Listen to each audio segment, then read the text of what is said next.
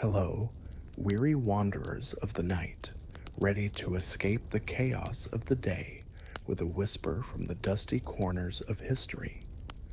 The stories we want to tell take you to where medieval madness meets gentle tales to ease your stress. Before you sink into that pillow, perhaps not stuffed with straw like your medieval ancestors, dim the lights, turn on the fan for a gentle hum, and let's return to a world of flickering candles and restless minds. Imagine yourself in a windy stone hut where sleep is a ritual, mental health is blamed on the devil, and a pig might be your bedmate. Curious? Drop a like, subscribe if you're fascinated, and let me know in the comments where you're tuning in from and what hour tickles. Ready to decode the strange ways medieval people struggled with their minds? Find out, but be careful. You may dream of dancing plagues tonight. Imagine, if you will, slipping into a world where the night isn't just for sleeping, but for living a strange, split-shift existence under a starlit sky. In medieval times, long before the glow of smartphones or the hum of sleep-tracking apps, rest wasn't a single stretch of blissful oblivion. Instead, it was a curious ritual called biphasic sleep, a two-act drama that carved the night into distinct chapters, much like slicing a crusty loaf of bread fresh from the village oven. As the sun dipped below the horizon, casting long shadows over muddy fields and thatched roofs, folks didn't just collapse into bed, or more likely, a lumpy pile of straw. They embarked on their first sleep, a roughly 4-hour nap that wrapped them in the quiet of a world without electricity. Around midnight, however, the night took a turn. Eyes fluttered open, not in panic but with purpose, ushering in a peculiar interlude known as the watch. This wasn't your modern toss and turn insomnia. It was a deliberate pause, a slice of time carved out for life's odd chores and whispered thoughts. During this midnight hour, or sometimes two, medieval people didn't scroll through their phones or raid the fridge. Instead, they turned to tasks that seem downright bizarre to our sleep-obsessed minds. A farmer might shuffle out to the barn, his breath fogging in the chilly air, to ensure the chickens hadn't been snatched by a fox, or worse, a mischievous spirit. A monk, cloaked in rough wool, might kneel in the flickering glow of a candle, murmuring prayers to ward off the devil's nighttime schemes. Some, believe it or not, saw this as the perfect moment for intimacy, as medieval physicians claimed the body was calm of mind after the first sleep, though one wonders how calm anyone felt with a goat bleeding nearby. Others simply lay in the dark, chatting with their bedmates, who might include a spouse, a child, or even a cousin who'd overstayed their welcome. This wasn't sleeplessness, it was a schedule, woven into the fabric of medieval life as naturally as plowing fields or dodging tax collectors. What's shocking, though, is how this fragmented sleep might not be as alien as it sounds.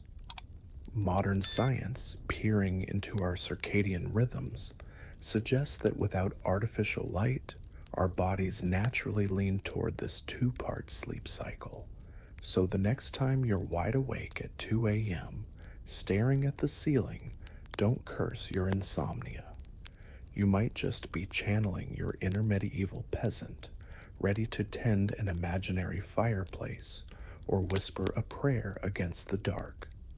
Historical records back this up.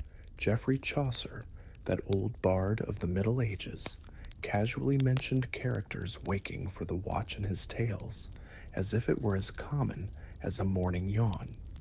Monks, bound by rigid schedules, lived by this rhythm, their nights punctuated by prayers at ungodly hours. Even peasants, with no clocks to guide them, followed the moon's glow and their own weary bones to mark the time. This biphasic sleep wasn't just practical, it was a testament to resilience. Imagine the grit it took to rise in the dead of night, in a world where danger lurked in every shadow: bandits, wolves, or the ever-present threat of a roof collapsing under a storm. Yet people did it, night after night, weaving prayer, work, and even love into the quiet hours. The watch was their moment to wrestle with the chaos of their minds, much like we do today when stress keeps us up. But where we reach for melatonin or a podcast, they reached for faith or a quick check on the livestock. It's humbling, isn't it, to think they found balance in a world so harsh, with no therapists or sleep apps to guide them. Their nights were a dance of survival, a rhythm that carried them through plague, famine, and the constant specter of death. Compare that to our modern obsession with 8 unbroken hours, a concept born in the industrial age when factories demanded rigid schedules and gas lamps banished the night's natural ebb and flow. We've been conditioned to see waking at midnight as a failure, a glitch in our quest for perfect rest. But perhaps the medieval folk were onto something, embracing the night's interruptions as part of life's messy beauty. They didn't fight the darkness, they worked with it, turning sleepless moments into opportunities for reflection or action. It's a stark contrast to our screen-lit anxieties, where every ping pulls us further from peace. Their world, though brutal, had a kind of wisdom we've lost, a knack for finding purpose in the quiet, even when the night refused to let them rest. So as you lie there tonight, maybe wrestling with the day's stress, picture yourself in a medieval hut, the air thick with the scent of straw and wood smoke. Your first sleep is done, and the watch begins. Will you pray, check the chickens, or just listen to the wind howling outside? The medieval mind, for all its quirks, knew how to navigate the night's uncertainties, a skill we might envy as we chase elusive sleep.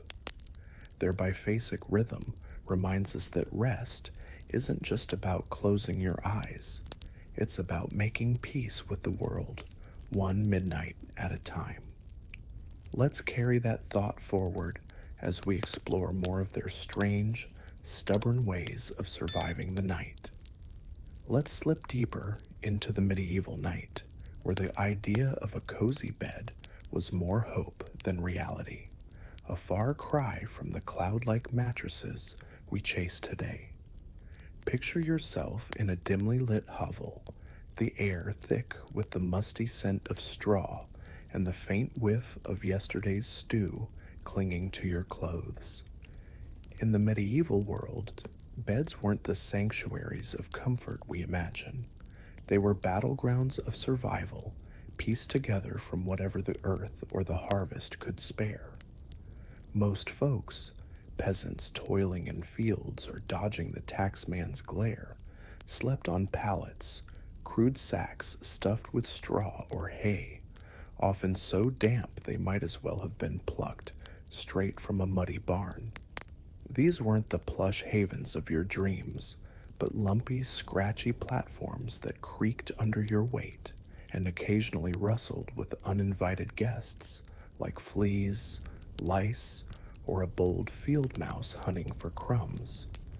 If you were lucky, a rickety wooden frame lifted your pallet off the cold earthen floor, but that was the height of luxury for the common folk, a small victory against the chill and the critters. Yet for all their simplicity, these pallets were a testament to medieval resilience.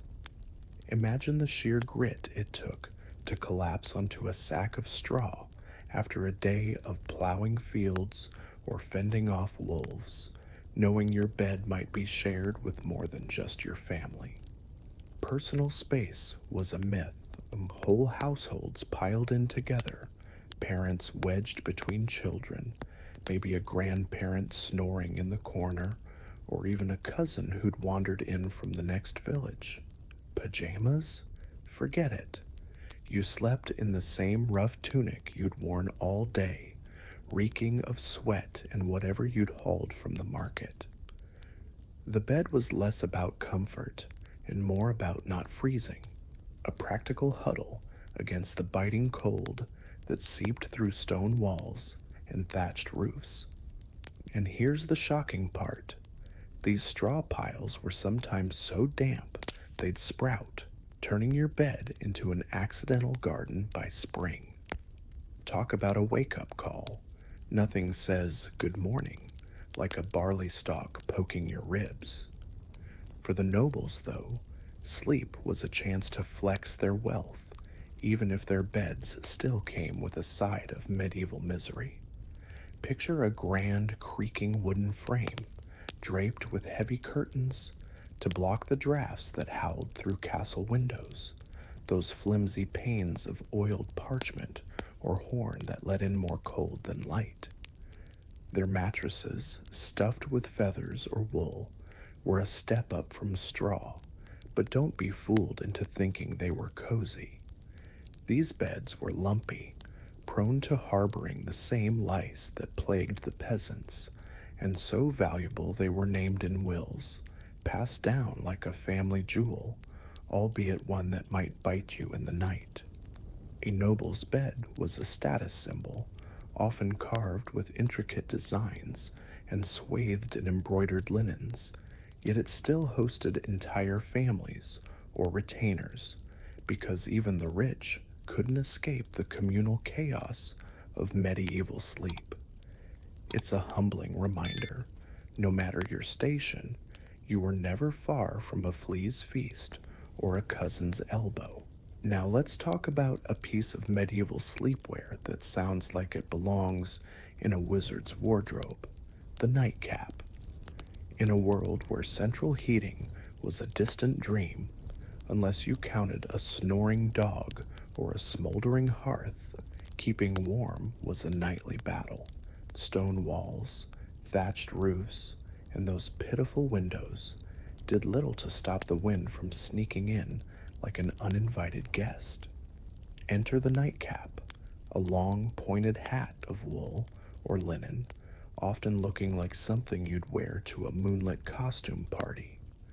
These weren't just for style, they were survival gear, trapping the heat that tried to escape through your scalp. For women, nightcaps doubled as modesty covers, because apparently, even in the dead of night, loose hair was a scandal waiting to happen. In wealthier homes, these caps were dyed bright colors or embroidered with fancy thread, a subtle flex of status that said, yes, I can afford to keep my head warm in style. But for most, it was just a scrap of cloth, maybe pilfered from the family goat's bedding, tied on to keep the frost at bay. What's darkly funny is how these nightcaps carried social weight. Imagine answering a late-night knock at your door, nightcap perched like a drooping flag on your head. In medieval towns, it was code for I'm done for the day, so unless the village is burning, go away. Yet in some places, women were expected to wear them even in sleep, as if the angels, or the nosy neighbors, were judging their modesty at 3 a.m. Compare that to our modern sleep rituals, where we fuss over thread counts and cooling gels, blissfully unaware of how good we have it.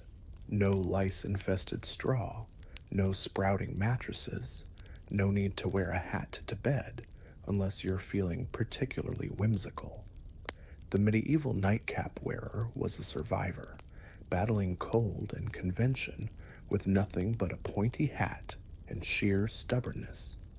This whole setup, pallets, shared beds, nightcaps, paints a picture of a world where sleep was less a luxury and more a gritty act of endurance.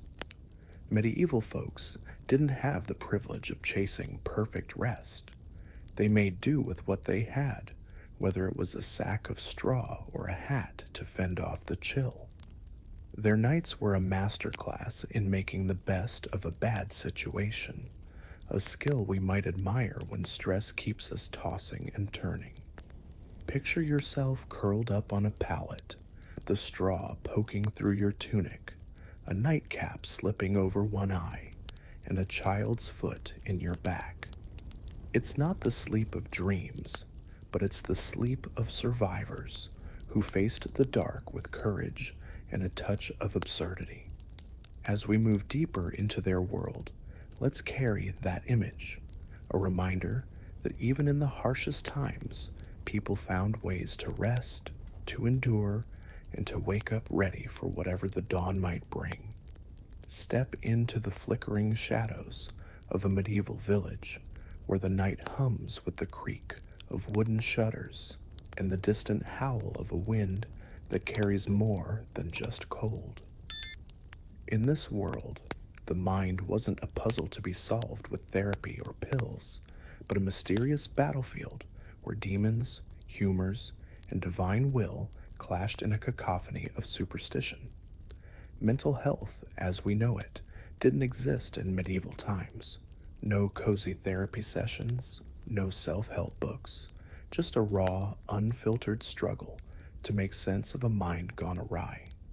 Imagine waking in a damp hovel, your thoughts spiraling like smoke from a dying fire, and the only explanation your village offers is that the devil's got your soul or your body's humors are out of whack.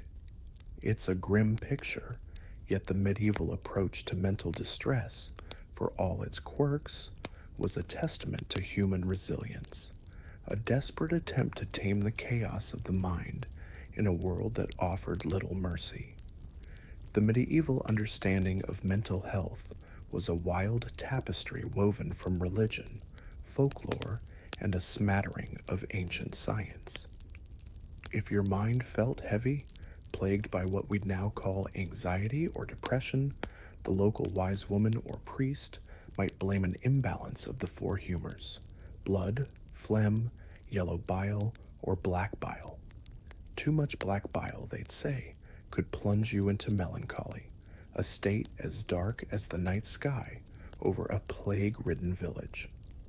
Picture yourself slumped by the hearth, your neighbors whispering that your gloom is a sign of spiritual failure, or worse, demonic possession. The cure? Often a blend of the absurd and the brutal, bleeding with leeches to drain the bad humors, or a bitter concoction of herbs like St. John's wort, which in a twist of irony, modern science suggests might actually help with mild depression. But don't get too excited. These remedies were less about healing and more about hoping the body would sort itself out before the priest started chanting exorcisms. Exorcisms, believe it or not, were the medieval equivalent of a crisis hotline. If your behavior turned erratic, screaming at shadows or muttering prophecies in your sleep, the village didn't call a therapist. They called a priest, armed with holy water and a Latin prayer to evict whatever demon was squatting in your soul. The shocking part? These rituals could be terrifyingly public. Imagine being dragged to the village square, your neighbors gawking as the priest shouts at an invisible fiend to leave your body. Some poor souls, labeled as possessed, were tied to beds or locked in cellars, their cries echoing through the night like a grim lullaby. Yet there was a strange compassion in this chaos. Communities often cared for their mad kin, feeding them, praying over them, even if the prayers were more about fear than faith. It's a stark contrast to our modern clinics, where we seek privacy and precision, but it shows a flicker of humanity in a world quick to judge. Religion wasn't just a lens for understanding mental distress, it was the entire toolbox. The church held sway over medieval minds, offering saints as divine therapists for the soul. Saint Dymphna, a young Irish saint martyred in the 7th century, became the go-to patron for those wrestling with mental turmoil. Picture a desperate mother, her child lost in fits of rage or silence, trekking to a shrine in Giel, Belgium, where Dymphna's relics were said to work miracles. These pilgrimages weren't just spiritual, they were acts of survival, a last-ditch effort to find peace in a world where madness was a one-way ticket to isolation. Some families, too poor to travel, whispered Dymphna's name by candlelight, hoping her intercession would quiet the storms in their loved one's mind. It's touching, isn't it, how they clung to hope, even if it was wrapped in superstition? We might scoff at their methods, but our own late-night Google searches for how to stop overthinking aren't so different. For some, the church offered more than prayers. It provided sanctuary. Monasteries and convents, with their rigid schedules of prayer and labor, doubled as medieval mental health retreats, though they were less about yoga and more about penance. Imagine a troubled soul sent to a stone-walled abbey where the day was carved into hours of chanting psalms, tending gardens, or copying manuscripts under the flicker of tallow candles. This structure, not unlike modern cognitive behavioral therapy, gave a sense of purpose to those adrift in their own minds. Some monasteries, like the infamous Bethlehem Hospital, later nicknamed Bedlam, took in the insane, offering food and shelter, though conditions could be as harsh as the world outside. A monk might spend hours writing in a scriptorium, his quill scratching parchment as a way to quiet his inner demons, much like we jot down worries in a journal today. It's a humbling parallel. Their ink-stained hands were grasping for calm, just as we do in our restless nights. But not every approach was so gentle. The medieval world had a dark side when it came to mental health, especially for those deemed dangerous. If your distress made you shout prophecies or dance uncontrollably, foreshadowing the dancing plague we'll explore later, you might be branded a heretic or witch. Picture a woman, her mind fractured by grief or hunger, muttering visions in the village square. Instead of help, she's met with suspicious glares, maybe even a trial that ends in flames. The line between madness and mysticism was blurry, and some were revered as seers, while others were cast out or worse. This duality is chilling. One person's divine vision was another's demonic curse. It's a reminder of how fear shaped their world, much like our own stigmas can isolate those struggling today. We've swapped witch trials for social media shaming, but the impulse to judge what we don't understand lingers. Close your eyes for a moment and picture a sun-scorched street in Strasbourg, July 1518, where the cobblestones shimmer with heat and the air hums with the buzz of a city teetering on the edge of chaos. In this corner of the Holy Roman Empire, life was already a grinding ordeal, plagues creeping through alleys, crops wilting under a merciless sun, and whispers of divine wrath hanging like a fog over the taverns. Then, out of nowhere, a woman named Frau Trophea steps into the street, her feet moving to an invisible tune, her body swaying, spinning, jerking in a dance that refuses to stop. This wasn't a joyful jig or a festival whirl. It was something eerie, relentless, a rhythm that gripped her like a fever and wouldn't let go. Within days, dozens joined her, then hundreds, their bodies twitching and leaping in a macabre spectacle that history would call the dancing plague of 15 and 18. Welcome to a medieval mystery so bizarre It feels like a fever dream, yet it was all too real, a haunting reminder of how stress can twist the human spirit into knots. Frau Trofea's dance began as a solitary act, her skirts swirling in the dust as neighbors gawked from their doorways, unsure whether to laugh or pray.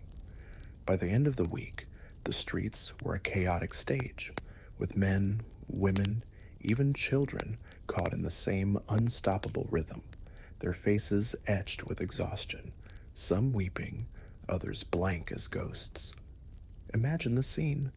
A baker, his apron still dusted with flour, staggering in circles. A mother, her arms flailing, trying to stop but unable to. A child, barely tall enough to reach a tavern counter, hopping uncontrollably under the summer sun. By some accounts, up to 400 people were swept into this frenzy, their bodies moving as if possessed by an unseen force. The shocking part? Some danced until they collapsed, hearts giving out, limbs failing, their bodies literally breaking under the strain. Reports from the time claim dozens died, though the exact toll remains murky, lost in the haze of a city gripped by fear and fascination. What could drive an entire town to dance themselves to death? The medieval mind had its answers, each more fantastical than the last. Many pointed to Saint Vitus, the patron saint of dancers, believing his curse had struck Strasbourg as punishment for sin. Others whispered of demons, weaving through the crowd like invisible puppeteers, pulling strings on mortal souls. The church, ever ready with a spiritual fix, organized prayers and processions, urging the dancers to repent before the heavens struck them down. But here's where it gets darkly absurd. The city's leaders, desperate to end the chaos, decided the cure was, brace yourself, more dancing. They hired musicians, set up stages, and encouraged the afflicted to keep moving, thinking the frenzy would burn itself out. Picture trumpets blaring, drums pounding, as exhausted dancers stumbled on, their feet bleeding, their minds unraveling. It was like prescribing whiskey for a hangover, a medieval rave gone horribly wrong, and it only made the body count rise. Modern scholars, peering through the lens of science, offer less supernatural explanations, though they're no less chilling. One theory points to mass hysteria, a collective breakdown fueled by the crushing stress of the time. Strasbourg in 1518 was a pressure cooker. Famine had emptied pantries, smallpox and syphilis ravaged bodies, and the constant threat of divine judgment loomed over every sermon. Imagine living in a world where every failed crop or sick child felt like a personal rebuke from God. Under such strain, the mind could crack and the body might follow, spiraling into compulsive movement as a desperate release. Another theory blames ergot, a toxic mold that grew on rye and could cause hallucinations and convulsions, not unlike a bad trip in a medieval grain bin. Whether it was mold or madness, the dancing plague was a stark reflection of a community pushed to its breaking point, their bodies betraying them in a way that feels eerily familiar to our own stress-driven meltdowns. The city's response, beyond the ill-fated dance-a-thon, was a mix of desperation and superstition. Priests performed exorcisms, splashing holy water and chanting Latin over sweating, twitching bodies. Some dancers were carted to St. Vitus's shrine in nearby Saverne, their shoes worn to tatters, in hopes that divine intervention would stop their feet. Others were restrained, tied to beds, or locked in rooms, their cries echoing through the night, like a grim echo of the music that had failed to cure them. By late summer, the plague began to fade, not because of prayers or stages, but because the dancers either collapsed or miraculously stopped. The survivors, those who didn't dance to their deaths, were left shaken, their bodies and minds scarred by an ordeal no one could fully explain. Strasbourg returned to its uneasy routine, but the memory of those dancing streets lingered, a ghostly reminder of how fragile the human spirit can be. What's striking is how this bizarre episode mirrors our own struggles with stress. Picture yourself lying awake at night, your mind racing with deadlines, bills, or the weight of a world that feels too heavy. We don't dance in the streets, but we pace, we scroll, we let our anxieties choreograph our sleepless hours. The people of Strasbourg weren't so different. Their dance was a cry for relief, a physical outburst of a mind stretched too thin. Their world, like ours, was a relentless grind with no therapists or hotlines to call, only prayers and herbs to fend off the darkness. It's a humbling thought, isn't it? They faced their demons with nothing but grit, clinging to faith or superstition to make sense of their unraveling. We might smirk at their cures. Drums and exorcisms sound like the worst kind of group therapy, but our own fixes, from endless apps to overpriced lattes, aren't always wiser. The dancing plague also reveals the medieval knack for survival, a stubborn refusal to let chaos win. These people danced through exhaustion, through fear, through a world that offered little mercy. Their endurance, even in madness, is a kind of quiet heroism. Imagine the strength it took to keep moving, even as your body begged to stop, or to watch your neighbors collapse and still face the dawn. It's a stark contrast to our modern comforts, where we have science to explain our breakdowns and pills to dull the edges. Yet their story reminds us that resilience isn't about having the right tools. It's about refusing to give up, even when the music won't stop playing. The plague's legacy, tucked into the annals of history, is a testament to human tenacity, a reminder that even in our darkest moments, we find ways to keep going, one shaky step at a time. As you lie in bed tonight, the hum of the modern world fading, imagine those Strasbourg streets, alive with the eerie rhythm of dancing feet. Picture Frau Trophea, her body caught in a dance she didn't choose, her neighbors joining in a frenzy they couldn't escape. Their story, for all its strangeness, is a mirror to our own restless nights, when stress turns our minds into a stage for endless worries. The medieval world, with its curses and prayers, wasn't so far from ours. They too sought peace in a world that refused to stand still. So take a deep breath, let the day's chaos slip away, and let's wander further into their peculiar lives, where even the strangest moments held a flicker of hope. Despite the superstition, there were glimmers of practical wisdom. Herbal remedies, like chamomile or valerian, were brewed into teas to soothe frazzled nerves, a nod to what we now call herbal medicine.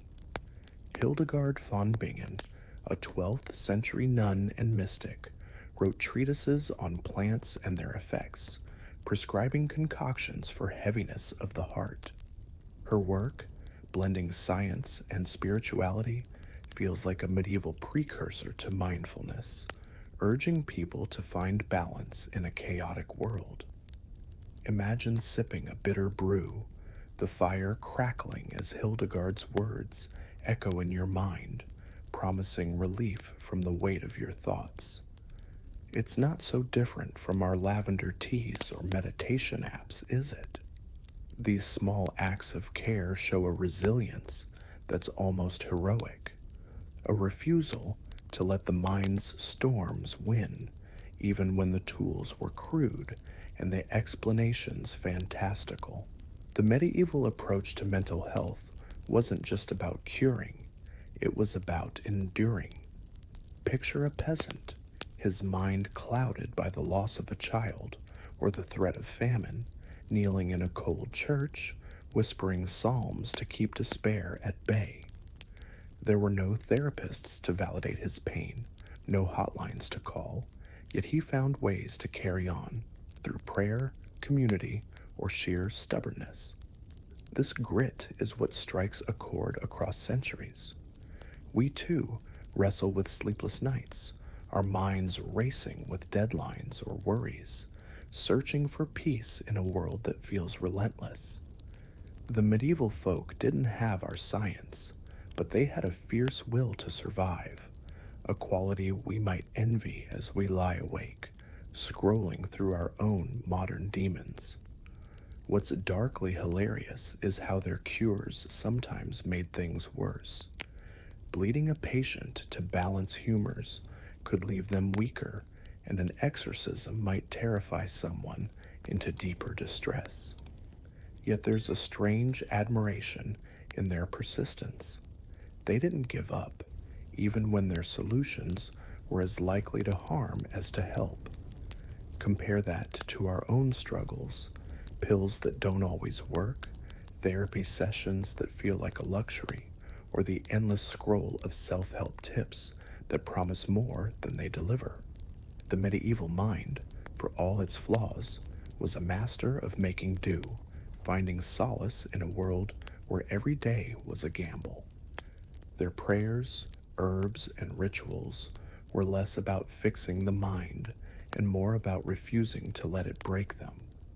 As you lie in bed tonight, the hum of the modern world fading, picture yourself in that medieval hovel, the straw beneath you prickling, a nightcap snug on your head. Your mind might be heavy, but you're not alone. Centuries ago, someone else was whispering to the dark, seeking calm in a world that offered little. Their strange, stubborn ways remind us that mental health isn't just about cures. It's about resilience, about finding light in the shadows.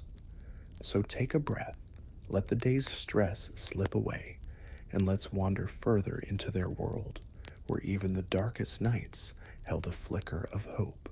Drift back into the medieval night, where the world grows quiet, save for the rustle of straw beneath you and the faint flicker of a tallow candle casting shadows on stone walls.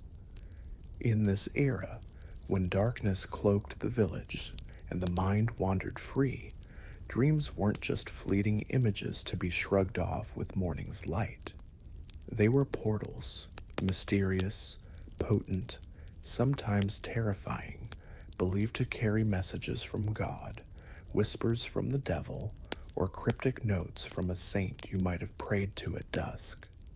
Imagine lying on a lumpy pallet, your nightcap slipping over one eye, as your mind spins tales of fire, water, or a goat-headed stranger juggling fish in a moonlit haze.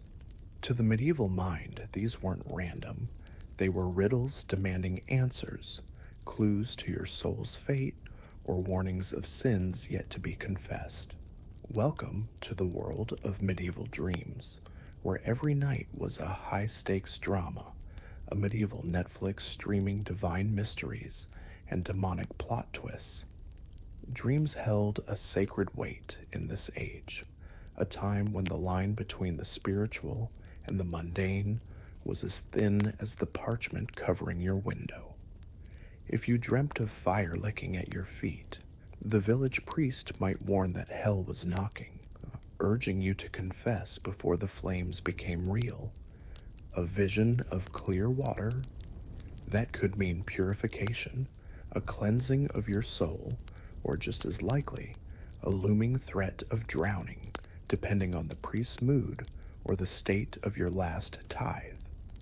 The shocking part comes when you realize how seriously these visions were taken. Dream of a man with horns juggling fish, and you'd be halfway to an exorcism by breakfast. Entire books, like the ancient Oneirocritica by Artemidorus, were dedicated to decoding these nightly enigmas, offering guides to interpret whether a dream of a crow meant death or just a bad day at the market. Monks, knights, and peasants alike pored over such texts, desperate to unravel the secrets their sleeping minds had spun. For the devout, dreams were a direct line to the divine, a chance to glimpse heaven's will or dodge the devil's tricks. Picture a monk in a chilly scriptorium, his breath fogging as he scribbles his latest vision under candlelight, hoping it's a holy revelation and not just last night's onion-heavy stew talking. Monks and nuns were encouraged to record their dreams, sharing them with superiors who might proclaim them prophetic or more likely suggest a fast to clear the mind. Some dreams were celebrated. Visions of saints or angels could earn you respect, maybe even a pilgrimage to a shrine. But others were dangerous. A peasant dreaming of stealing bread might rush to confess, fearing their soul had betrayed a hidden sin. In a world where guilt was as common as mud, dreams were a mirror, reflecting fears of damnation or hopes of redemption, often both at once. What's darkly amusing is how dreams could turn you into a suspect overnight. If your nighttime visions strayed too far into the bizarre, say dancing with a shadowy figure or flying over the village, neighbors might whisper of witchcraft or demonic meddling. Imagine waking to find the local priest at your door, demanding details of your dream because someone overheard you muttering about a winged beast. The church, ever vigilant, saw dreams as a battleground where souls could be swayed or lost. Some theologians argued that your actions in a dream mattered, as if stealing a loaf in your sleep could land you in spiritual jail. It's a stark contrast to our modern view, where dreams are dismissed as brain clutter or stress-induced nonsense. We might laugh at their paranoia, but don't we too lie awake, wondering what our restless minds are trying to tell us? The medieval obsession with dreams wasn't just superstition. It was a way to grapple with the chaos of the mind, much like we do with therapy or journaling today. In a time when mental health was a mystery, dreams were a crude diagnostic tool. A recurring nightmare might signal an imbalance of humors, too much black bile perhaps, stirring melancholy, or a divine warning to mend your ways. Picture a healer, her hands stained with herbs, listening as you recount a dream of falling, then prescribing a bitter tea of valerian to calm your troubled spirit. Hildegard von Bingen, the 12th century mystic and healer, wrote of dreams as reflections of the soul's state, urging people to heed their visions as guides to inner balance. Her advice feels eerily modern, doesn't it? We might not call our nightmares divine, but we still analyze them, searching for clues to our stress or fears, hoping for answers in the dark. Dreams also played a starring role in medieval literature, serving as plot devices that rivaled any modern thriller. Knights and tales like those of Chrétien de Troyes dreamt of quests or angelic warnings, waking to ride off in pursuit of glory or redemption. A peasant might dream of a golden city, only to wake to the same muddy fields, yet carry that vision like a spark of hope. These stories weren't just entertainment. They were a way to make sense of a world where plague, famine, and war loomed large. Imagine a storyteller by the fire, spinning a tale of a night's dream to a rapt audience, their eyes wide as they wonder if their own dreams hold such power. It's a reminder that dreams, then as now, were a refuge, a place to escape the grind of daily life or wrestle with its weight. The flip side was the fear that dreams could betray you. A vision deemed unwholesome might mark you as tainted, especially for women whose dreams were scrutinized for signs of witchcraft. Picture a widow, her mind heavy with grief, dreaming of a lost husband, only to be accused of consorting with spirits. The church's suspicion turned dreams into a double-edged sword. What brought comfort to one could bring condemnation to another.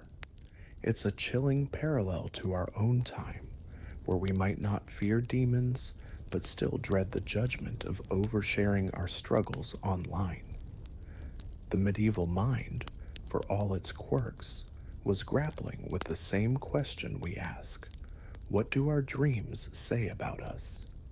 Their answers, steeped in faith and fear, were a testament to their resilience, a refusal to let the unknown swallow them whole.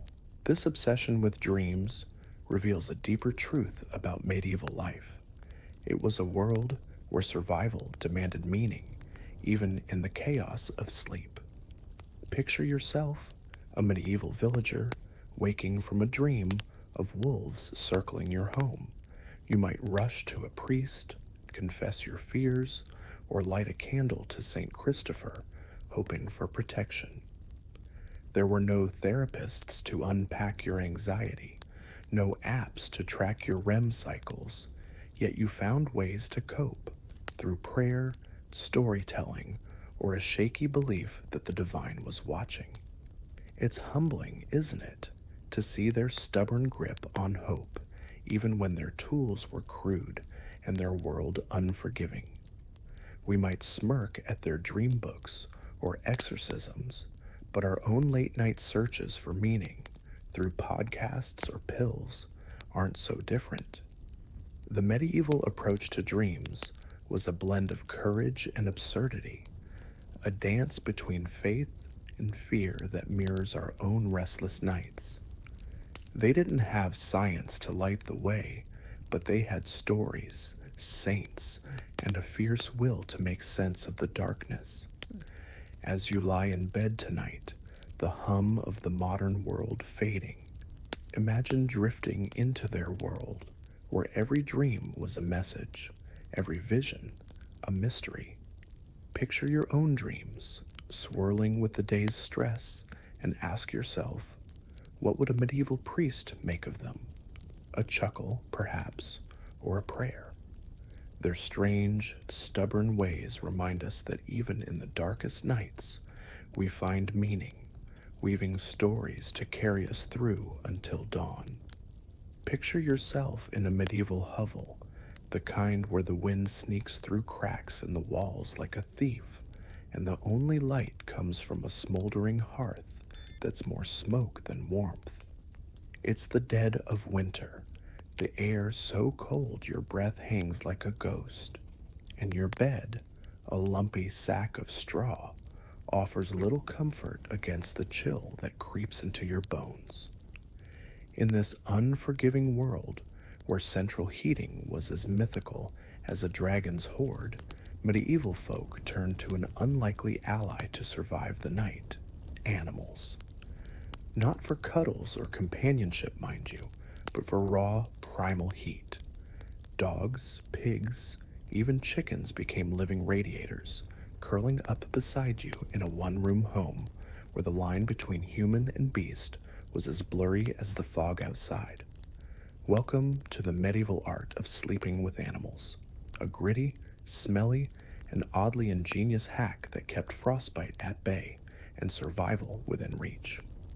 In most peasant homes, the idea of a bedroom was a fantasy. Your house was a single room, a chaotic jumble of cooking, eating, and sleeping, with a dirt floor that turned to mud in the rain. Into this cramped space, you'd pile your family, parents, kids, maybe a wandering uncle, and your livestock, because where else would they go? A dog might sprawl by your feet, its mangy fur a shield against the cold. A pig, snorting softly by the hearth, radiated heat like a furry furnace, its bulk a godsend in January's bite. Chickens, less cooperative, might roost on a beam, or if you weren't careful, peck at your straw pallet, turning your bed into a feathered chaos. The shocking part? Sometimes these animals ended up in the bed, not just beside it. Imagine rolling over in the night, only to find a goat's hoof nudging your ribs or a hen clucking indignantly at your elbow. It was less about love and more about necessity. Survival trumped hygiene every time. This wasn't a quirky choice. It was a calculated act of endurance. Medieval homes, with their stone walls and thatched roofs, were sieves for cold air. Windows, if you had them, were thin sheets of horn or oiled parchment, about as useful as a prayer against a blizzard. Without insulation, body heat was your best defense, and animals were the ultimate heat generators. A large dog could keep your toes from turning blue, while a pig's bulk might raise the room's temperature just enough to make the night bearable. Picture a family huddled on a single pallet, kids nestled between parents, a dog at their feet, and a pig snoring nearby, its warmth a silent pact against the frost. It's a far cry from our modern thermostats and heated blankets, yet there's something oddly admirable about their resourcefulness, making allies of the very creatures they'd butcher come spring. For the nobles, animals in bed were less about survival and more about status, though the reality wasn't much prettier. Wealthy lords and ladies might keep lapdogs, pampered, silky creatures with names like Prince or Jewel, not for warmth, but for fashion. These dogs had their own beds, sometimes finer than a peasant's, draped in velvet and tucked into castle corners. But don't be fooled. Even noble beds weren't immune to fleas, which hopped from dog to human with gleeful abandon. Imagine a lady in her embroidered nightgown, stroking her prized hound, only to wake up scratching a dozen bites. It's a darkly funny twist. Even the rich couldn't escape the medieval reality that sharing space with animals meant sharing their pests too. Their castles might gleam with tapestries, but the itch of a flea was a great equalizer, a reminder that no one slept in true comfort. The downsides of this arrangement were as vivid as the benefits. Animals weren't exactly model bedmates. Pigs, for all their warmth, were loud, their grunts echoing through the night like a drunken bard. Dogs might snap or steal your bread crust if you didn't guard it. And chickens? They had a knack for turning your bed into a makeshift coop, leaving feathers and worse in their wake. Hygiene was a distant dream. Baths were rare, and laundry was a luxury, so your bed was a stew of smells, sweat, straw, and the unmistakable tang of livestock. Picture waking at dawn, your tunic crusted with dirt, a dog's paw in your face, and a pig's tail brushing your leg. It's enough to make you grateful for modern mattresses, where the only intruder might be a stray pet hair, not a whole barnyard. Yet there's a strange charm in this setup, a testament to medieval ingenuity. These people didn't have electric blankets or space heaters, but they had animals, and they made it work. Their nights were a masterclass in survival, a gritty refusal to let the cold win. Imagine the resilience it took to share your bed with a snorting pig, knowing it might be your only shield against a winter that could kill. It's a humbling contrast to our own sleep struggles, where we toss and turn over deadlines or notifications, not frostbite or famine. Their world was harsh, yet they found warmth, literally, in the chaos, turning livestock into allies in a way that feels almost heroic. We might laugh at the image of a goat in bed, but it's a reminder of their stubborn will to endure, to to find comfort in a world that offered none. This medieval heating hack also reveals a deeper truth about their lives. Survival was a communal effort, even with creatures. In a one-room hovel, humans and animals were partners, bound by necessity in a dance of mutual dependence. The dog that warmed your feet might guard your home. The pig that kept you alive might feed you come spring. It's a stark contrast to our modern isolation, where pets are companions, not survival tools, and our homes are sealed against the world. The medieval folk didn't have that luxury. They shared their space, their warmth, their very survival with the animals around them. It's a humbling thought, isn't it, that their nights were a delicate balance of grit and gratitude, a testament to their ability to make do with whatever or whoever was at hand. As you lie in your cozy bed tonight, the hum of the modern world fading, picture that medieval hovel, the air thick with the scent of straw and livestock. Imagine curling up on a pallet, a dog's warmth against your feet, a pig's snores lulling you into a strange kind of peace. Their world was brutal, yet they found ways to survive, weaving animals into their nightly rituals with a pragmatism we might envy. Their beds were less about rest and more about resilience, a reminder that even in the darkest, coldest nights, they found warmth where they could. So, take a deep breath, let the day's stress slip away, and let's wander further into their peculiar world, where survival was an art painted in straw, fur, and stubborn hope. Imagine yourself huddled in a creaky farmhouse, the summer of 1816 stretching out before you like a cruel jest, with frost glazing the windows and a sky that refuses to shed its gray shroud. In a world accustomed to the rhythm of seasons, where June should bring warmth and blooming fields, you're pulling your threadbare cloak tighter, staring at snowflakes drifting past like uninvited ghosts.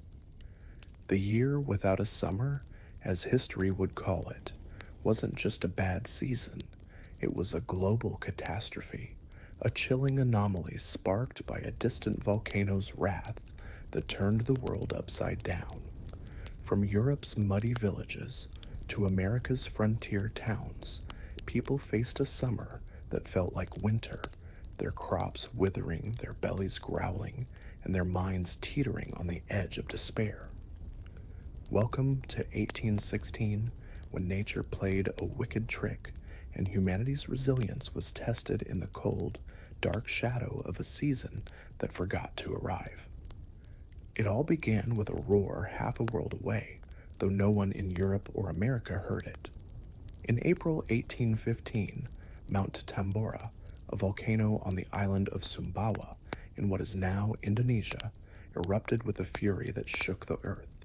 Its ash and sulfur clouds billowed into the stratosphere, a monstrous veil that blocked sunlight and cooled the planet like a cosmic dimmer switch. By 1816, the effects reached the northern hemisphere, plunging temperatures by a degree or two, enough to disrupt everything. Picture a farmer in Yorkshire, his breath fogging in June, watching snow blanket his wheat fields as if winter had overstayed its welcome.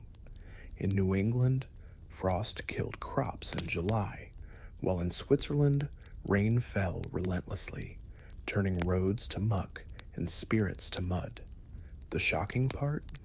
This wasn't just a bad day or two. It was months of unseasonable cold, a summer stolen by a volcano 10,000 miles away, leaving people to grapple with a world turned inexplicably hostile. The fallout was immediate and brutal. Crops failed across Europe and North America, their roots choked by frost or drowned in endless rain.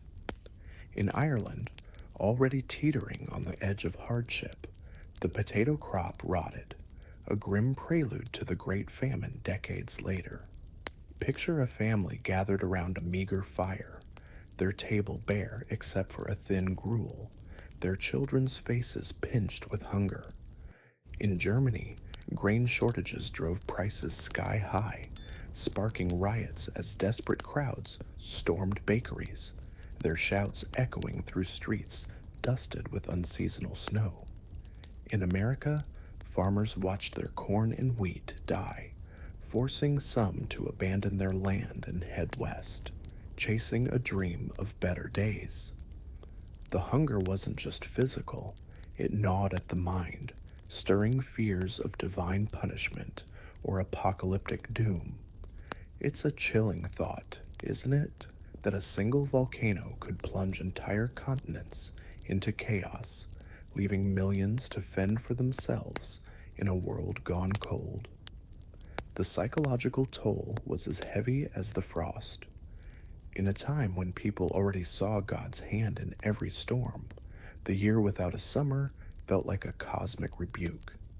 Imagine a village priest in Bavaria, his congregation shivering in their pews, preaching that the endless rain was a sign of divine wrath, urging repentance before the world ended. Some believed the sun was fading forever, a terrifying rumor that sent devout souls to their knees, praying for salvation. Others could turn to superstition, whispering of witches or curses, their minds grasping for answers in a world that offered none. The stress was relentless. Families faced starvation, communities fractured, and the constant cold seeped into their thoughts, fostering despair, anxiety, and a sense of betrayal by the natural order. It's not so different from our own sleepless nights, when the weight of the world keeps us tossing, though we have science to explain our storms, not sermons. Yet, in this bleak landscape, humanity's resilience shone through, a stubborn refusal to let nature's cruelty win. Farmers in New England switched to hardier crops like barley, their hands calloused but unbroken as they planted through the frost. In Europe, communities shared what little they had, pooling meager harvests to feed the weakest among them. Some, driven by desperation, migrated. Irish families crossed the Atlantic, while German villagers trekked to warmer lands, their belongings strapped to creaking carts. It's a testament to their grit, isn't it, that even in the face of a summerless year, they found ways to survive? Picture a mother, her fingers numb, grinding the last of her grain to feed her children, or a farmer trudging through snow to save a single calf. Their world was brutal, yet they clung to hope, a quiet heroism that echoes across centuries to our own struggles with uncertainty. The year without a summer wasn't just a tale of suffering. It birthed unexpected creativity, a silver lining in the gloom. In Switzerland, a group of young writers, trapped indoors by endless rain, turned their boredom into brilliance. Picture Mary Shelley, barely 19, huddled by a fireplace in a villa near Lake Geneva. Her companions, Lord Byron, Percy Shelley, and others, challenging each other to write ghost stories to pass the dreary days. From those rain-soaked nights came Frankenstein, a novel born of the cold, its monster a haunting reflection of a world out of balance. It's darkly funny, isn't it, that a volcanic eruption could spark a literary masterpiece. While peasants starved and priests preached doom, these writers wove their fears into stories, proving that even in the darkest times, the human spirit finds ways to create, to endure, to leave a mark. The response to the crisis wasn't always so poetic. Governments scrambled, often failing their people. In Britain, the Corn Laws kept grain prices high, fueling riots as the poor begged for relief. Picture crowds in London, their breath steaming in the July chill, hurling stones at merchants hoarding food.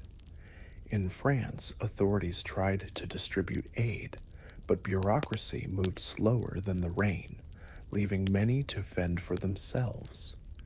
Some turned to charity, with churches opening their doors to feed the hungry, their stone walls echoing with prayers for a warmer tomorrow. Others resorted to darker measures, looting, smuggling, or abandoning their homes in search of survival. It's a stark reminder of how chaos tests us, pushing some to kindness and others to desperation, much like our own moments of crisis when stress fractures our best intentions.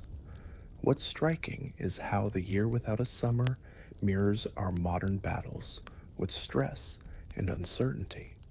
Picture yourself lying awake at night, the day's worries swirling like those 1816 snowflakes. We don't blame witches or divine wrath, but we too seek answers through apps, therapy, or endless scrolling when the world feels out of control.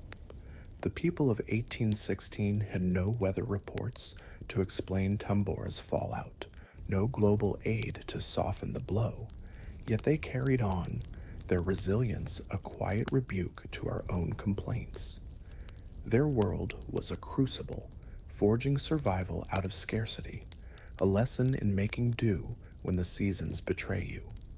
We might chuckle at their apocalyptic fears, but our own anxieties, climate change, economic strain, aren't so far removed, are they? Their stubborn endurance, their ability to plant, pray, or write through the cold feels like a challenge to us all. The aftermath of 1816 reshaped the world in subtle but lasting ways. Migration surged, with thousands leaving Europe for America, their hopes pinned on a new start. Agricultural practices shifted, with farmers adopting hardier crops and better storage to guard against future failures. And of course, Frankenstein became a cultural touchstone, its themes of creation and chaos echoing the year's turmoil. By 1817, the climate began to stabilize, the skies clearing as Tambora's ash settled, but the scars remained: empty villages, fractured communities, and a lingering fear of nature's power. It's a humbling thought, isn't it, that a single volcano could rewrite lives across continents, leaving a legacy of hunger, migration, and stories? We live in a world of weather apps and global supply chains, yet we're not immune to nature's whims, our minds still rattled by forces beyond our control.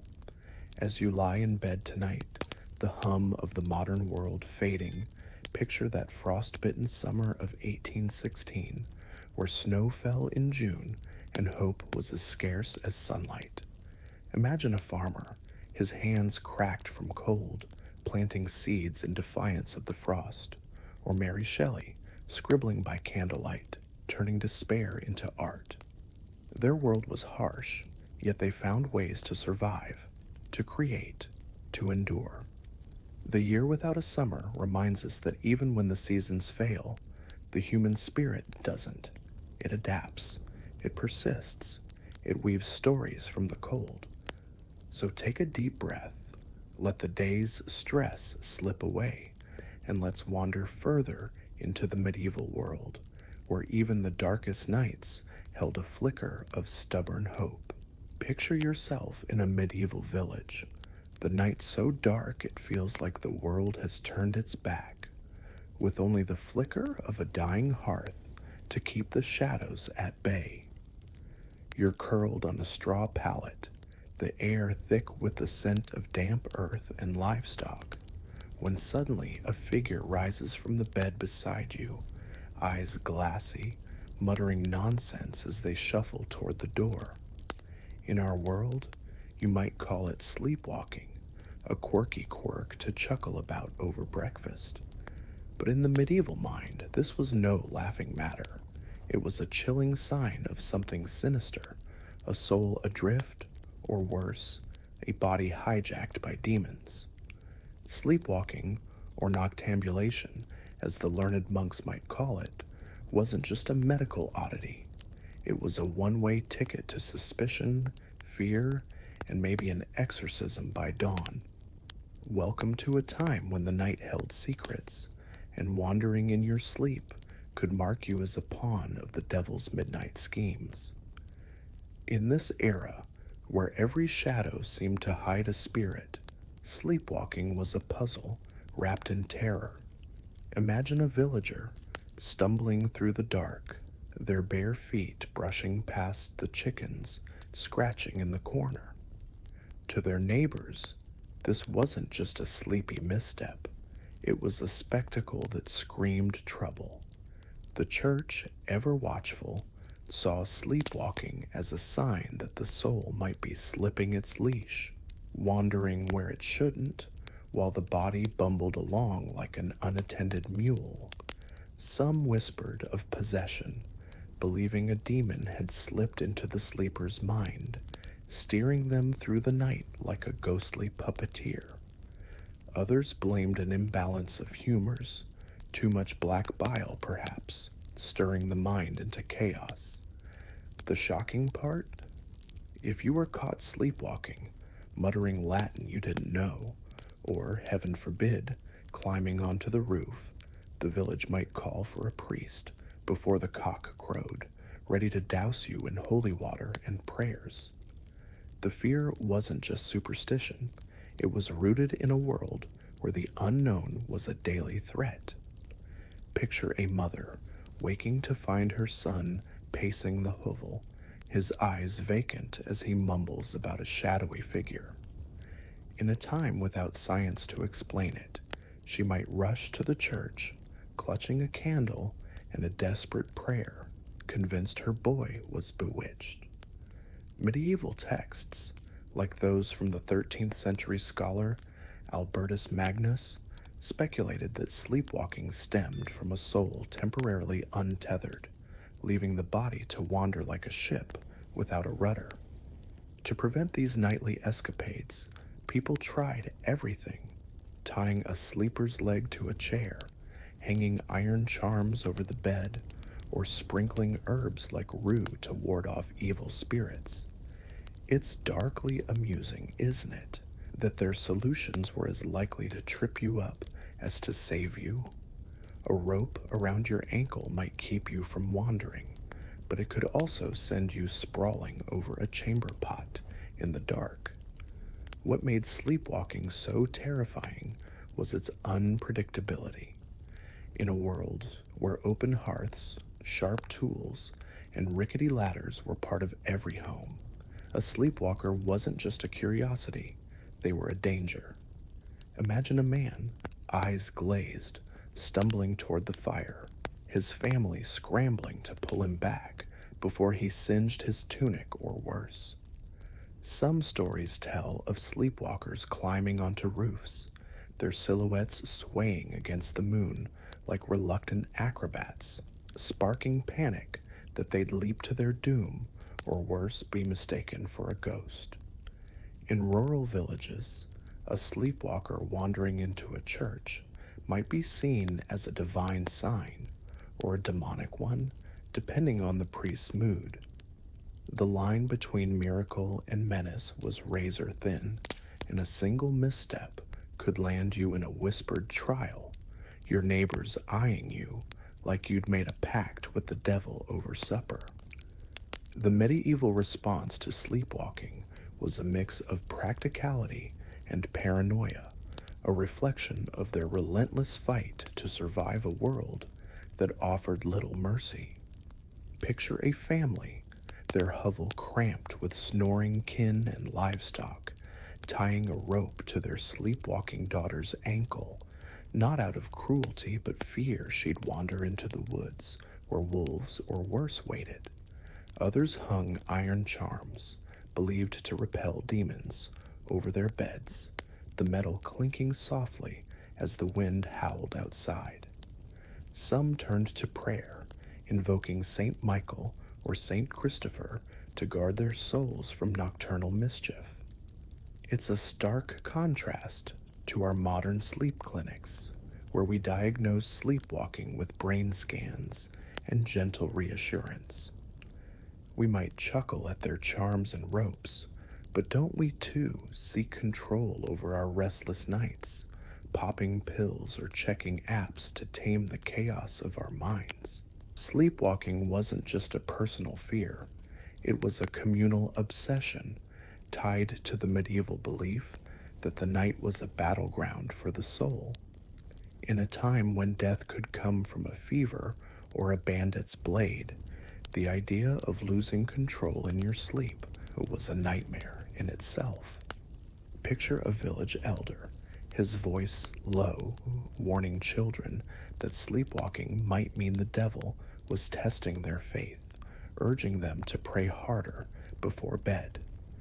The church reinforced this with sermons painting the night as a time when demons roamed, ready to snatch unguarded souls. Some even believed sleepwalkers could sin in their dreams, their unconscious acts a stain on their spiritual ledger. It's a chilling parallel to our own anxieties, where we fret over stress-induced nightmares or the dread of waking unrested, our minds racing with worries we can't name.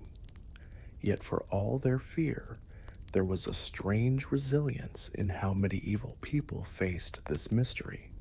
They didn't have neurologists or sleep studies, but they had grit, a stubborn refusal to let the night's terrors win.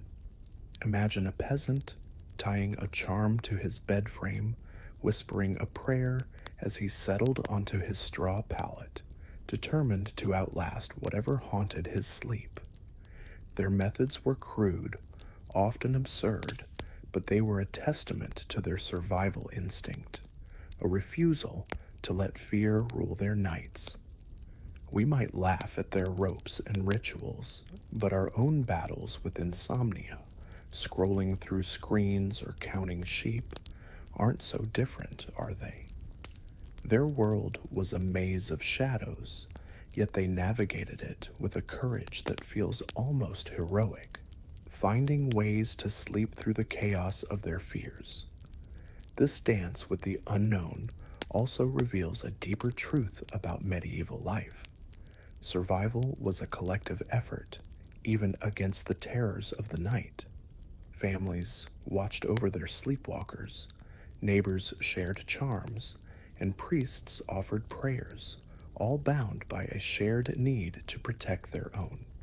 It's a humbling contrast to our modern isolation, where we face our sleepless nights alone, tethered to devices rather than community. The medieval folk, for all their superstition, understood that fear was a shared burden, met with whispered prayers and makeshift solutions. Their world was harsh, yet they found ways to endure, weaving hope into the fabric of their nights, one shaky step at a time. As you lie in your bed tonight, the hum of the modern world fading, picture that medieval hovel, the air thick with the scent of straw and fear. Imagine a sleepwalker, their silhouette swaying in the moonlight, their family watching with bated breath, a charm clinking above the bed. Their nights were a battle, yet they fought with a resilience we might envy, facing the unknown with nothing but faith and stubbornness. The medieval fear of sleepwalking reminds us that even in our darkest moments, we find ways to keep going, to seek peace in a world that refuses to rest. So take a deep breath, let the day's stress slip away, and let's wander further into their strange, stubborn world, where every night was a victory over the shadows. Step into the cool, shadowed halls of a medieval monastery, where the air smells of damp stone and wax, and the only sounds are the soft shuffle of sandals and the distant chant of prayers echoing off vaulted ceilings. In a world where madness was feared as a demon's grip or a divine curse, monasteries weren't just places for monks to pray and ponder. They were sometimes the closest thing to a mental health sanctuary the Middle Ages had to offer. Picture yourself as a weary soul, your mind tangled with grief or visions, sent to these stone fortresses, not for punishment, but for refuge, where a rigid schedule of prayer, labor, and silence might just hold your unraveling thoughts together. It wasn't a spa retreat, with lavender candles, mind you, but a gritty, disciplined haven where the chaos of the mind met the order of the divine. Welcome to the medieval monastery, where survival meant structure and peace was carved from stone and stubborn faith. In an age when mental distress was blamed on everything from black bile to Satan's whispers, monasteries offered a rare space where the mad could find shelter, if not understanding. Imagine a woman, her thoughts fractured by loss, arriving at a convent's heavy oak gates, her family hoping the nun's prayers might soothe her restless spirit.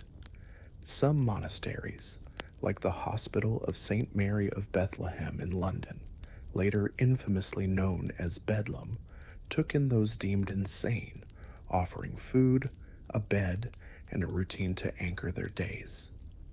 It wasn't therapy as we know it, but the structure was eerily similar to modern cognitive behavioral techniques. Monks and nuns lived by the rule of Saint Benedict, a daily rhythm of prayer, work, and study that broke the day into predictable chunks: matins at 2 a.m., lauds at dawn, vespers at dusk. For someone lost in their own mind, this order was a lifeline, a way to tether their thoughts to something solid, like a rope pulling a ship to shore. The tasks of monastic life were, in their own way, a kind of medieval mindfulness. Picture a monk, his hands stained with ink, hunched over a parchment in the scriptorium, copying psalms under the flicker of a tallow candle. The act of writing, slow and deliberate, wasn't just labor, it was a balm, a way to quiet the inner storms that might otherwise consume him.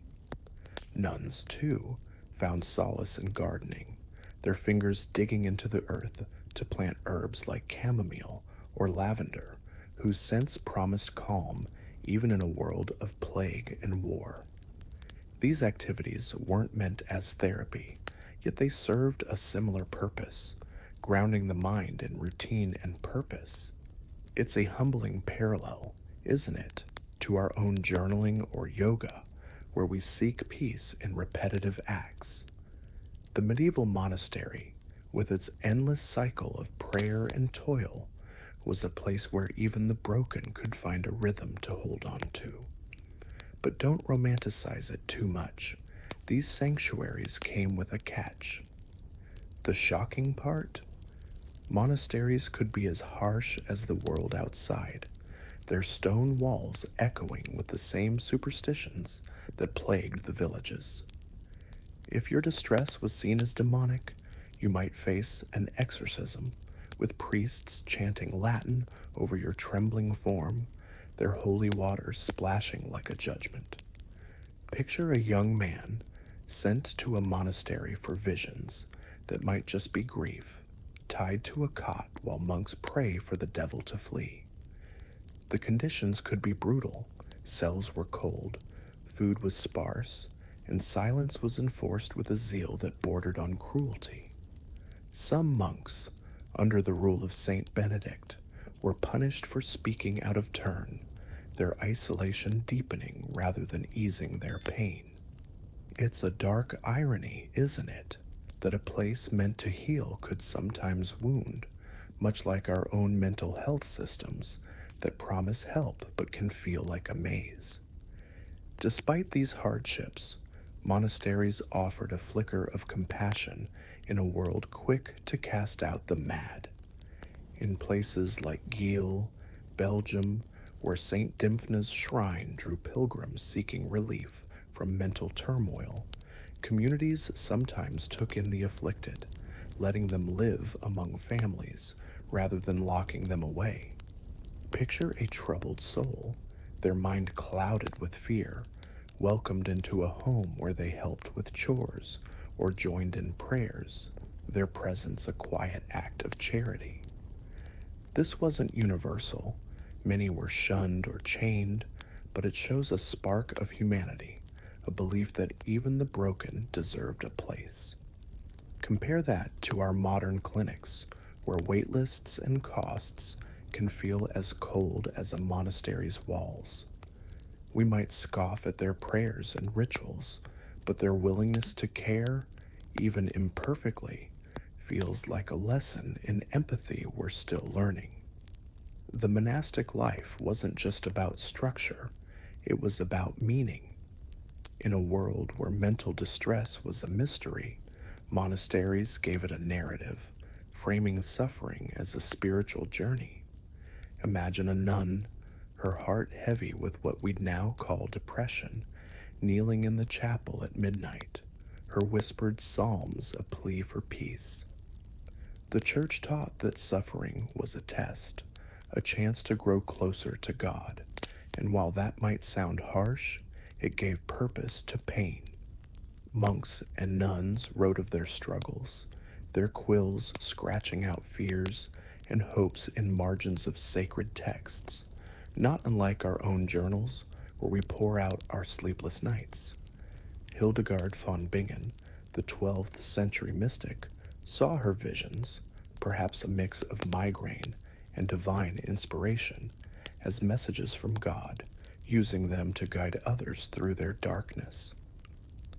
It's a powerful thought, isn't it, that their words, scratched in candlelight, were a lifeline, much like our own attempts to make sense of our struggles. The downside was the ever-present shadow of superstition. If your mind wandered too far, say into visions of angels or demons, you risked being labeled a heretic or witch. Picture a monk, his dreams vivid with celestial light, confessing to his abbot only to be ordered to fast for days to purge the evil. The line between madness and mysticism was razor thin, and many suffered for it. Women, especially, faced scrutiny, their distress often seen as a sign of weakness or witchcraft. It's a chilling echo of our own stigmas, where mental health struggles can still carry shame, even if we've traded exorcisms for whispers of, just snap out of it. The medieval monastery, for all its compassion, was a product of its time, its walls holding both solace and suspicion, a reminder that even the best intentions can falter under fear. Yet there's something deeply moving about these monastic sanctuaries, a testament to human resilience in the face of the unknown. Picture a weary traveler, their mind frayed by loss, finding refuge in a convent's garden, their hands in the soil as they plant seeds under a nun's gentle guidance. They didn't have our science, our therapists, or our hotlines, but they had structure, community, and a stubborn belief that order could tame chaos. It's a humbling contrast to our modern world, where we chase peace through apps and prescriptions, often alone in our struggles. The medieval folks, for all their flaws, understood that healing was a collective act, shared in the quiet of a chapel or the rhythm of a garden. Their monasteries weren't perfect, but they were a lifeline, a place where even the broken could find a flicker of hope. As you lie in your bed tonight, the hum of the modern world fading, picture those stone-walled monasteries, their halls alive with the soft chant of prayers and the scratch of quills. Imagine a monk, his mind heavy, finding solace in the rhythm of his tasks, or a nun, her heart eased by the scent of lavender from the garden. Their world was harsh, yet they carved out spaces for healing, weaving faith and routine into a shield against despair. The medieval monastery, with its mix of compassion and cruelty, reminds us that even in the darkest times, we find ways to endure, to seek peace in the chaos. So take a deep breath, let the day's stress slip away, and let's wander further into their strange, stubborn world, where every night was a battle won with faith and grit. Imagine yourself in the narrow, twisting lanes of London, September 1666, where the air is thick with the tang of wood smoke and the clamor of a city that never quite sleeps. It's a warm night, the kind that lulls you into a false sense of calm, until a spark in a baker's oven on Pudding Lane ignites a catastrophe that will swallow the city whole. The Great Fire of London wasn't just a blaze. It was a ravenous beast, leaping from timber to thatch, turning homes, churches, and dreams into ash in a matter of days. Picture yourself running through streets choked with smoke, the sky glowing an eerie orange, as your neighbors scramble to save what little they can. This was no ordinary fire. It was a reckoning, a force that reshaped a city and left its people grappling with fear, loss, and a stubborn will to rebuild. Welcome to 1666, when London burned, and resilience rose from the ashes like a phoenix with a grim sense of humor. It all began in the early hours of September 2nd in Thomas Farriner's bakery, where a stray ember from an untended oven caught hold of dry wood and straw. London, a tinderbox of tightly packed timber houses and thatched roofs, was primed for disaster.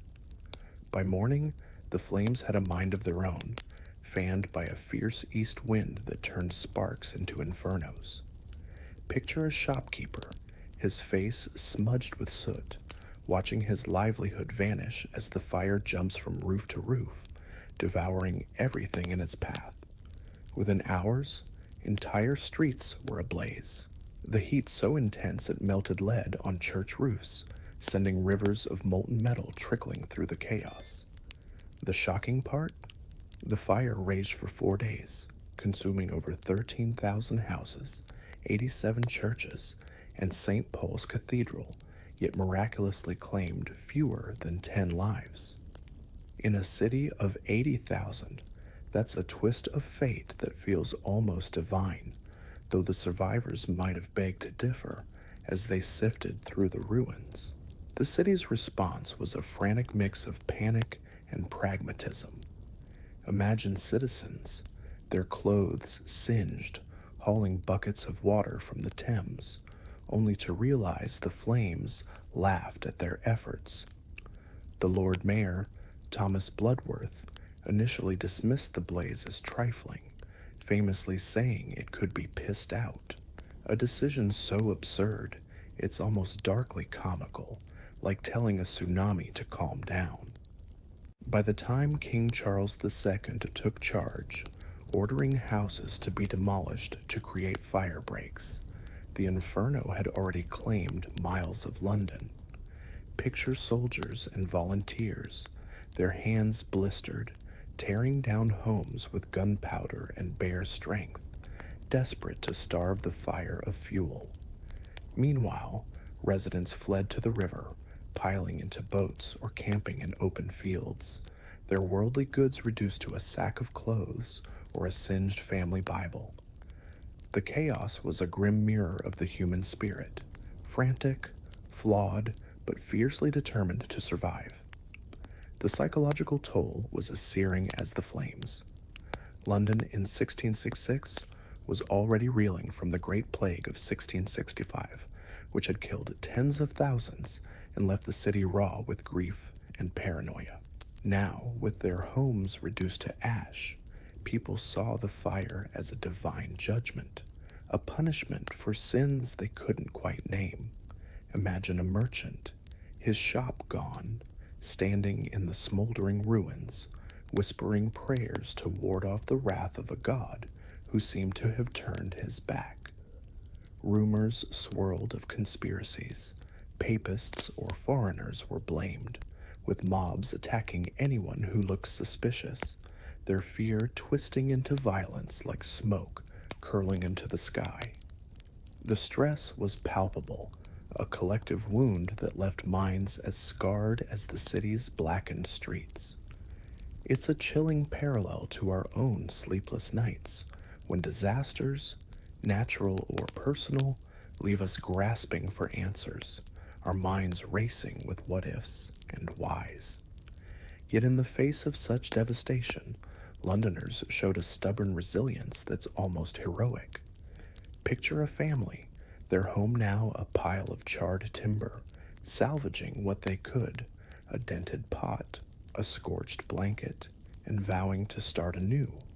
Some took to the river, living in boats or makeshift tents, while others rebuilt on the spot, hammering together shacks from salvaged wood. The fire's aftermath sparked ingenuity, too.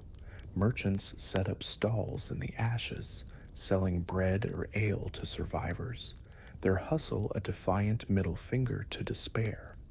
It's a humbling thought, isn't it, that even as their city burned, they found ways to carry on, their grit as unyielding as the flames. Compare that to our modern crises, where we lean on insurance or government aid, yet still crumble under the weight of smaller losses. Their world was ash, yet they built hope from it, one stubborn nail at a time. The fire also birthed a new London, thanks to visionaries like Christopher Wren, whose designs would redefine the city. Picture St. Paul's Cathedral, once a Gothic ruin, rising again in gleaming Baroque splendor, its dome a beacon of renewal against a skyline still scarred by smoke. Wren's plans for wide boulevards and stone buildings were ambitious, though London's stubborn layout, those winding medieval streets, proved harder to erase.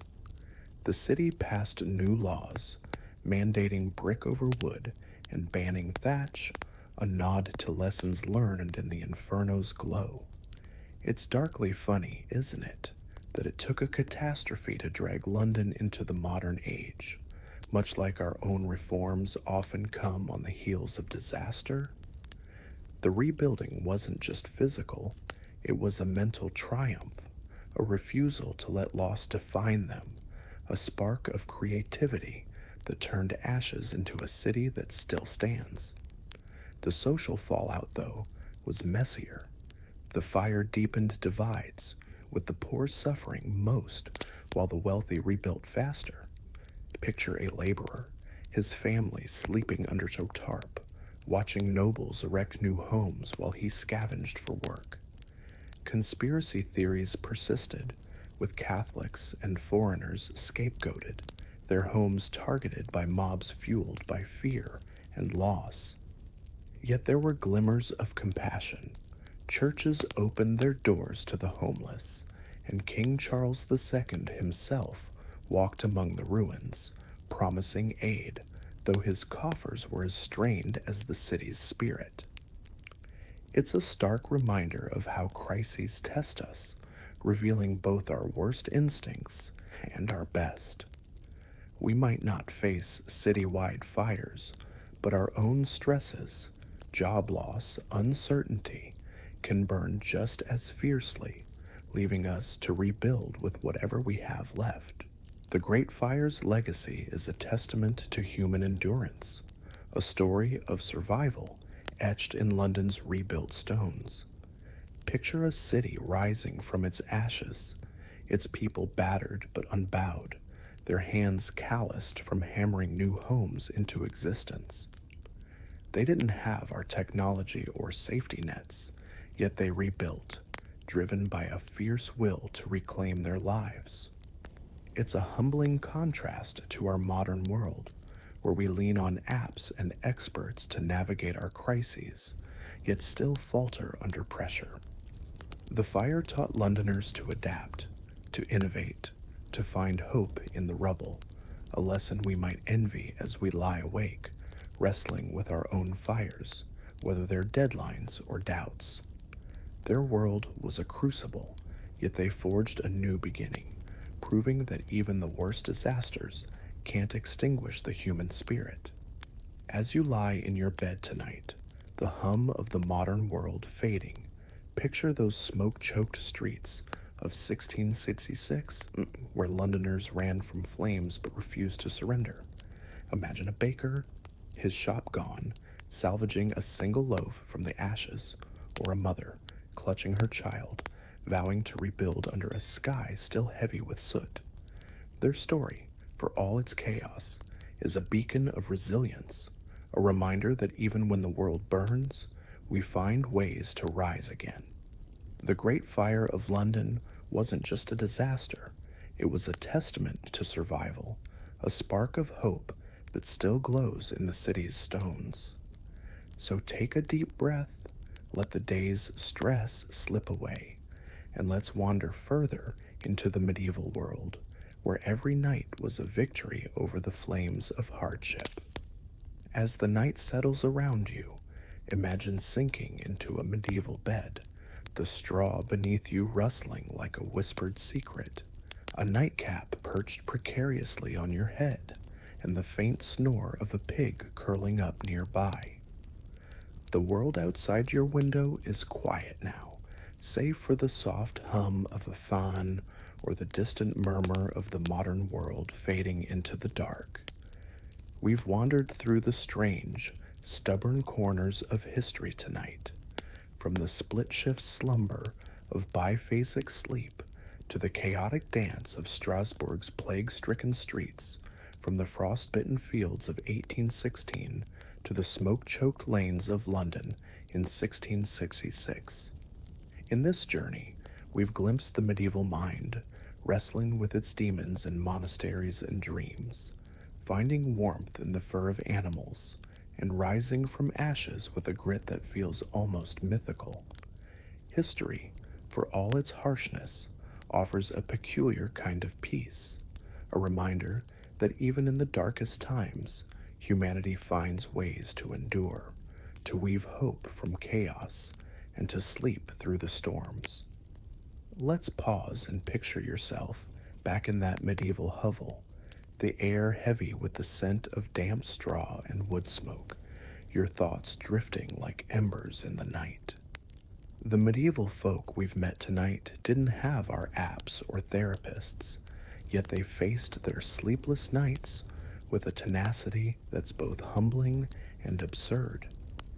Their biphasic sleep, with its midnight watch, wasn't just a quirk. It was a dance with the dark, a way to carve purpose from the hours when the world felt most uncertain. Imagine waking at 2 a.m., not to scroll through worries, but to pray, to check the chickens, or to share a quiet moment with a loved one, your breath fogging in the cold.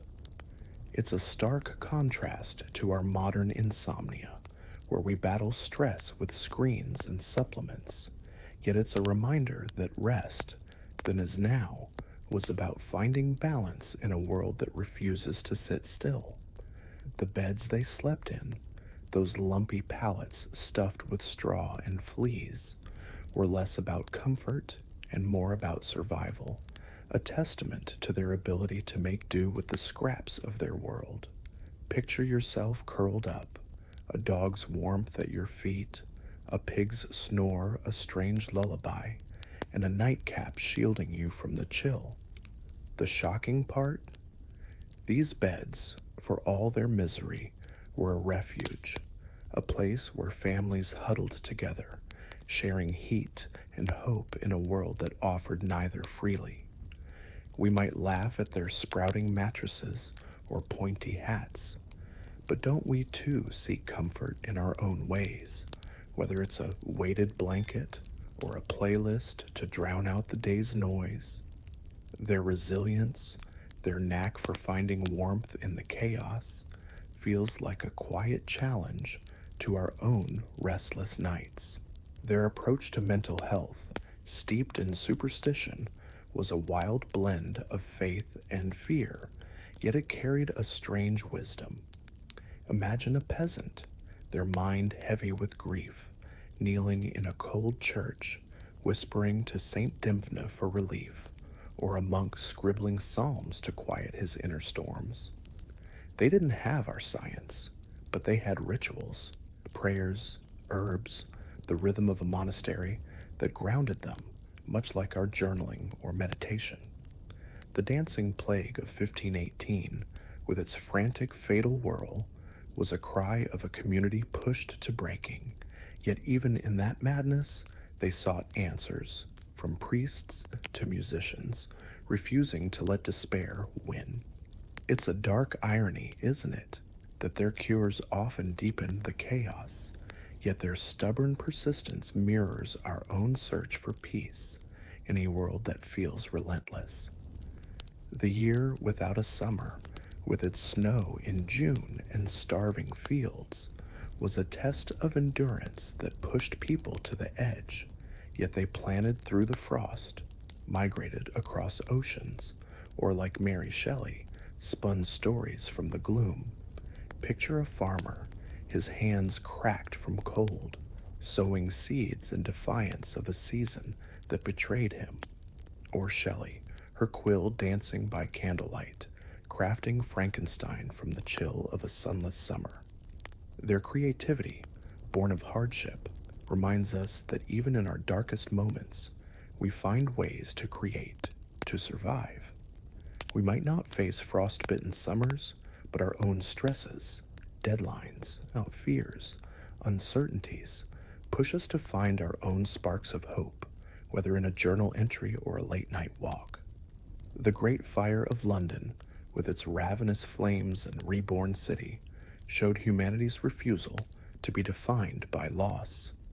Imagine a merchant, his shop reduced to ash, hammering together a shack under a sky still heavy with soot. Or Christopher Wren, sketching a new St. Paul's Cathedral, turning ruin into renewal. Their world burned, yet they rebuilt, their grit a beacon across centuries.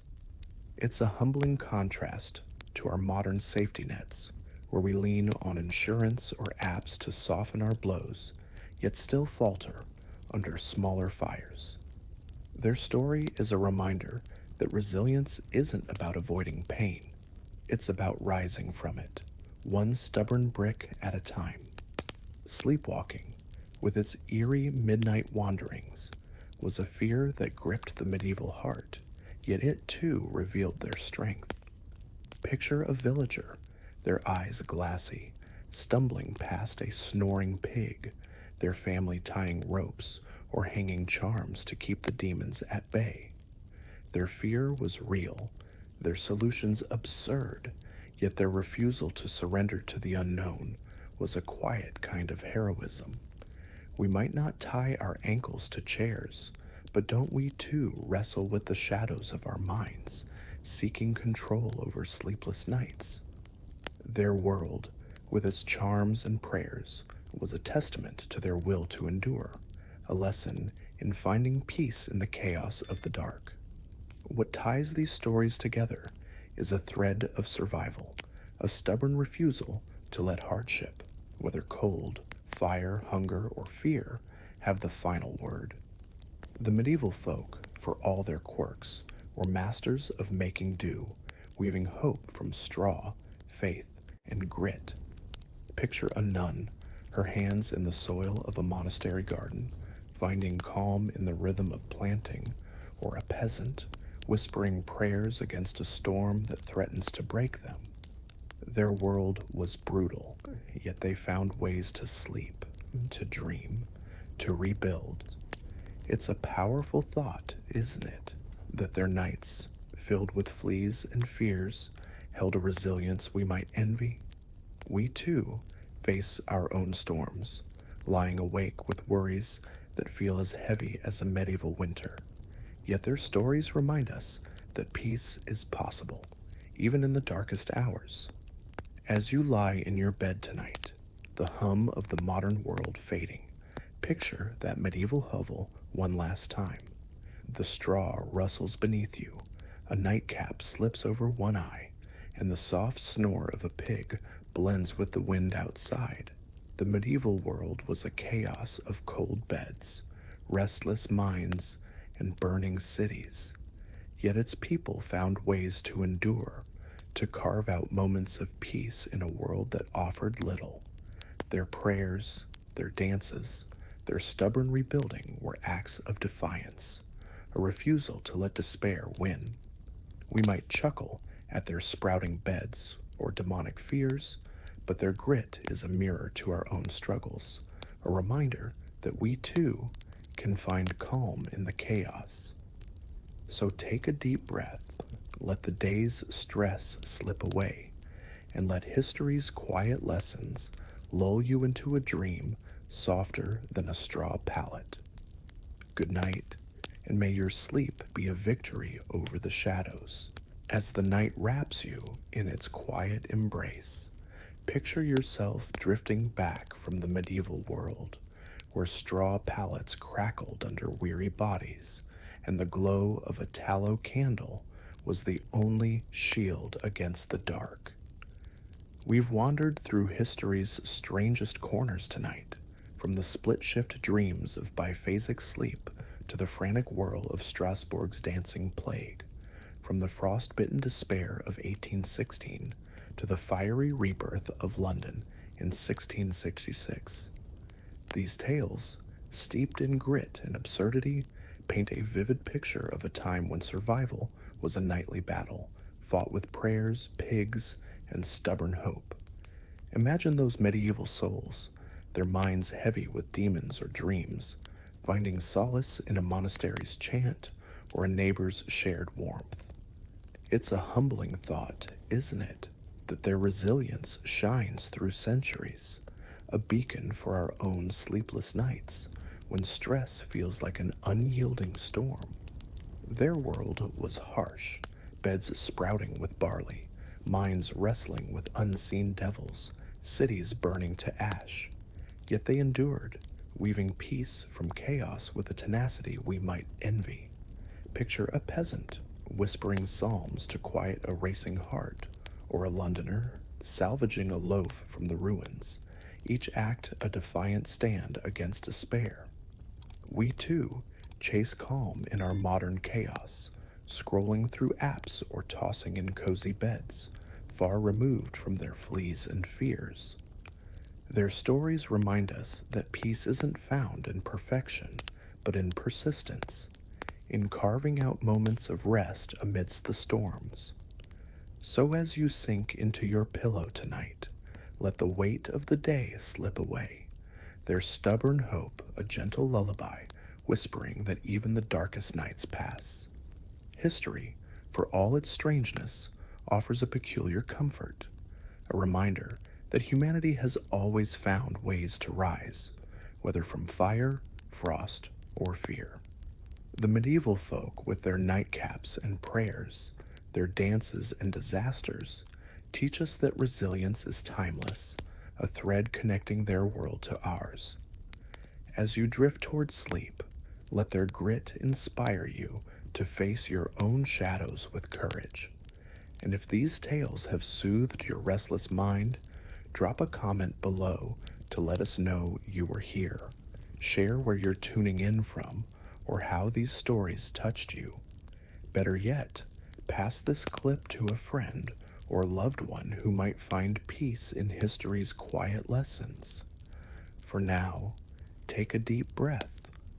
Let the hum of the night carry you, and sleep well, knowing you've wandered through time's strangest dreams.